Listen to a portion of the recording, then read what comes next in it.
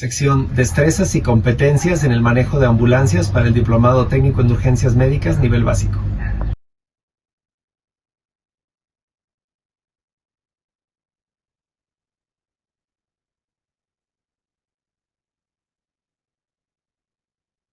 En este siguiente monitor, la diferencia, si la pueden observar, es que las ondas de capnografía, las curvas de traducción de la capnografía, ahora son muy similares.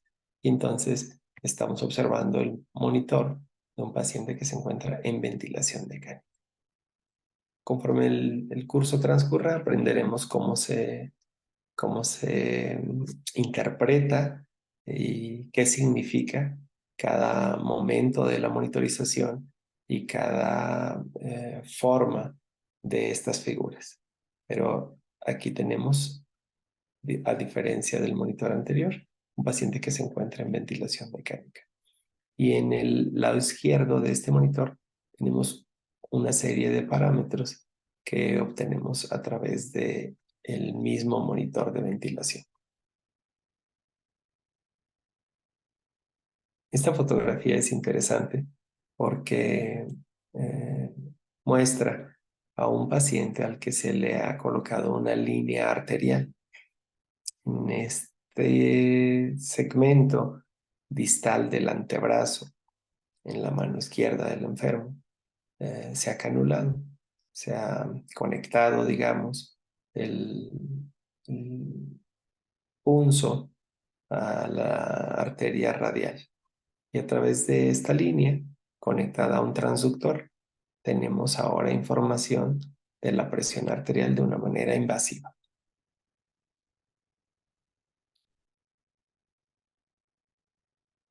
En este monitor podemos observar en la línea superior un electrocardiograma, un trazo electrocardiográfico en una derivación específica.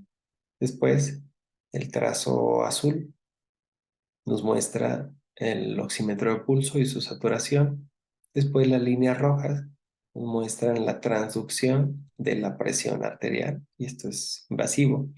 Y en el siguiente trazo, que es el más inferior, tenemos la frecuencia de la respiración del enfermo.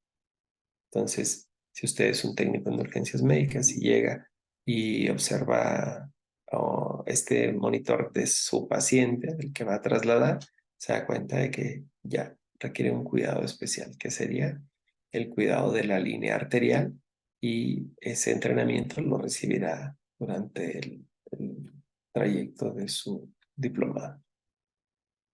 Y eso es básico, porque la mayor cantidad de incidentes que ocurren durante el traslado, aunque sean traslados básicos, ocurren por desconocimiento de las conexiones de los catéteres, de las ondas que tienen los enfermos, y eso es algo que hay que cuidar, evitar, y por supuesto eso se logra conociendo la información que tenemos del enfermo, a pesar de que no sea una información completa la que han recibido en la presentación por sus médicos tratantes.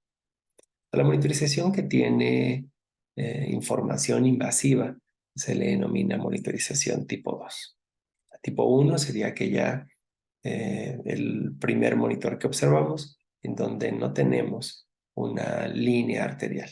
Y donde tenemos una línea arterial y otras monitorizaciones se consideran invasivas, así que vamos, para finalidades de nuestra comunicación, a llamarlos a esa monitorización tipo 2.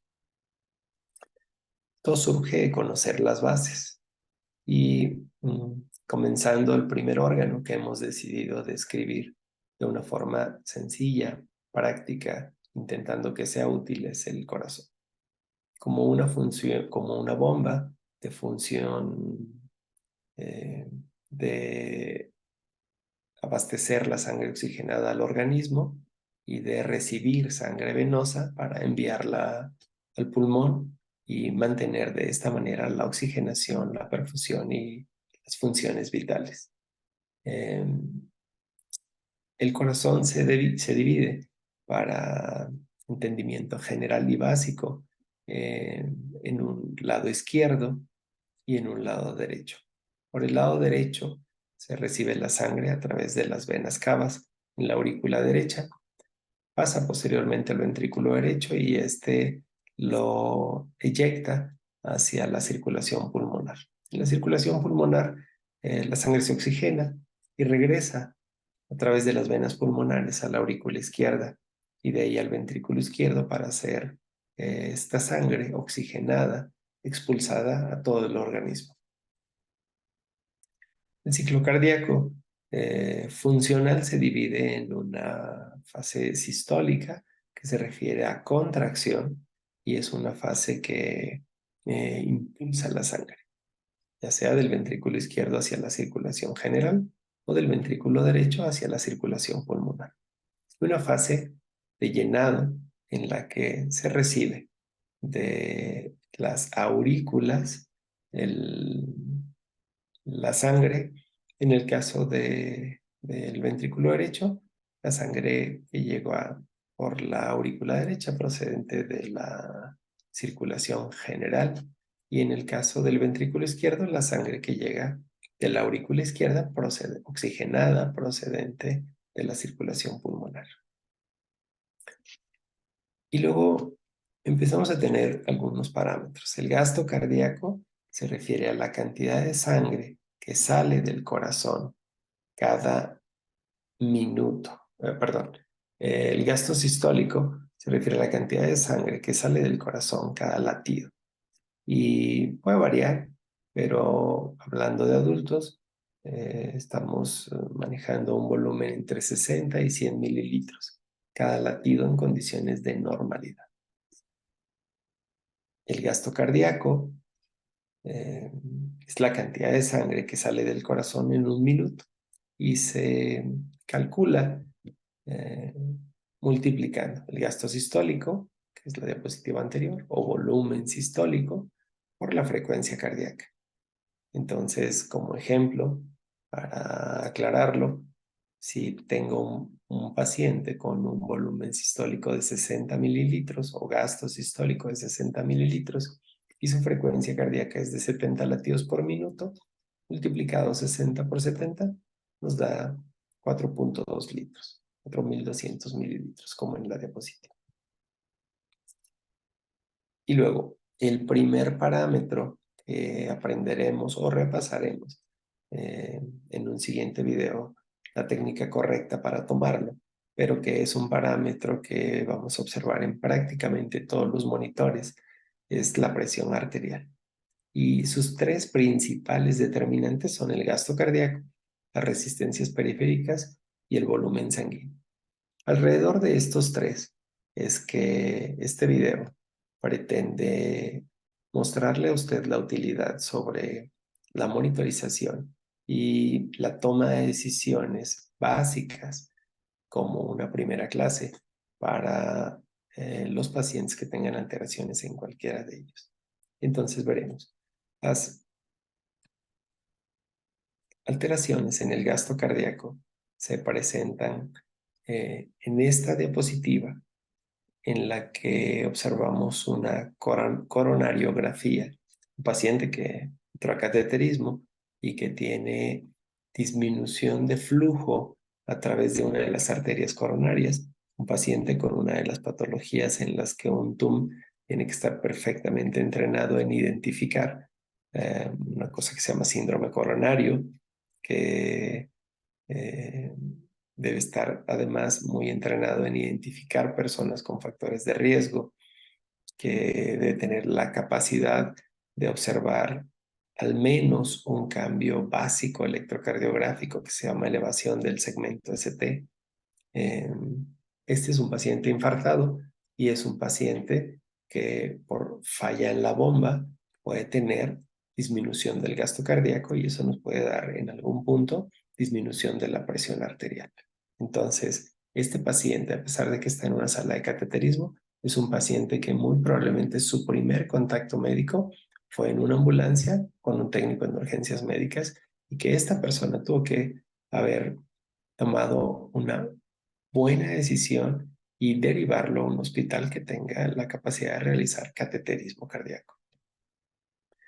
En esta siguiente imagen observamos un monitor que muestra a un paciente con una taquicardia ventricular. Es un ritmo muy rápido. Ustedes pueden ver arriba a la derecha 230 por minuto o 228 por minuto.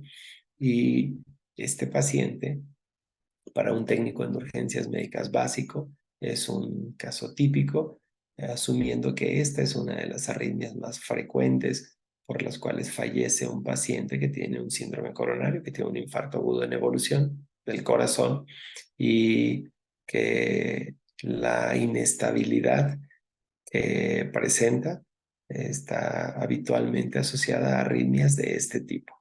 Y arritmias de este tipo requieren tratamiento tan básico como una desfibrilación automática.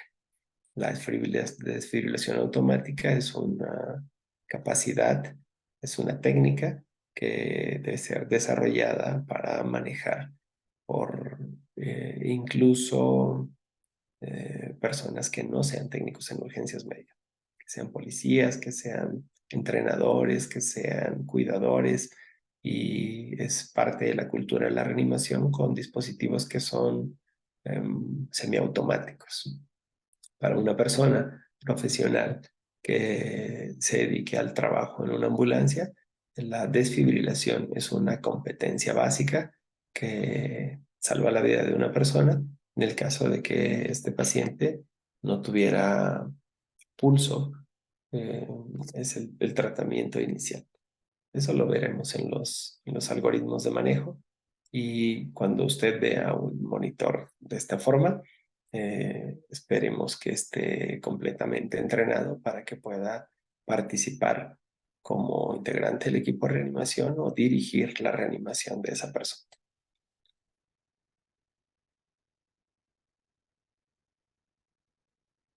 Este monitor llama la atención que en la línea de transducción arterial tenemos una disminución de la presión y que hay una diferencia en la presión arterial que es no invasiva. La presión arterial que es no invasiva vale en este momento conocer en cada monitor de sus ambulancias, de sus áreas de choque, cuál es el sitio en el cual al menos se programa andar una presión arterial o se programa eh, registrar periódicamente la presión arterial. La presión arterial es un parámetro que cuando usted lo va monitorizando cada determinado tiempo, puede ser en algunas situaciones cada 3 minutos, cada 5 minutos, cada 10 minutos, dependiendo cuál sea el contexto de su enfermo, le da información para ir tomando decisiones a cada momento. Entonces, vale la pena aprenderse cuál es el sitio en el cual se indica al monitor para que realice la toma de la presión arterial. En este caso, en el que observamos una paciente que tiene un trazo alterado, si ustedes lo ven, ya no se parece a aquel trazo sinusal, ordenado y en una frecuencia correcta. Esta frecuencia es muy rápida, es regular y la morfología, la forma que tiene el trazo electrocardiográfico es diferente. Llama la atención. Eso les tiene que llamar la atención. Cuando ven estos números tan bajitos de presión arterial, esta de arriba es la presión sistólica, esta de aquí es la presión diastólica, esta de aquí es la presión arterial media.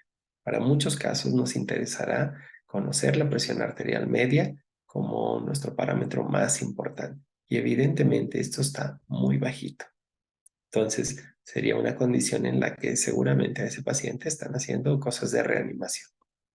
No hablaremos del resto de parámetros que se muestran en esta fotografía.